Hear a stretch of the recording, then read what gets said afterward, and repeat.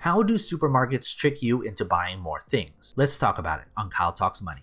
51% of the purchases in a supermarket are unplanned, but this isn't by accident. Stores implement various tactics that psychologically trick you into buying more. First is decision fatigue. After spending around 40 minutes in the store, our brains stop making rational decisions. Stores know of this decision fatigue. Thus, their number one priority is to trap you for as long as possible. Essential products like dairy are kept at the very end. This is so that you spend longer and get lured by aisle items that you don't need but want. Usually, cheap items like candies and pens are kept near the cashier's counter so they are visible to everyone. And as you're at the end of your trip and decision fatigued, you make that impulsive purchase. Other tactics to make you stay longer is to playing slow, relaxed music. According to a study, this increased the sale of a store by 40%. Next is rearranging. The store layout changes frequently so that you don't find that wanted item easily. Fruits and vegetables are frequently sprayed with water, not to make them fresh, but to make them look juicy and fresh. In fact, the water actually spoils them faster. In an aisle, the more expensive options are kept at eye level, and the cheaper options are kept below so that they're more difficult to reach. So then what should be your strategy? First, make a list of items and the specific brand before entering the store. Then purchase those items and get out as fast as possible. What are your thoughts? Planning your next grocery trip? Remember to like this video and subscribe to my channel. Here's a video you may be interested in.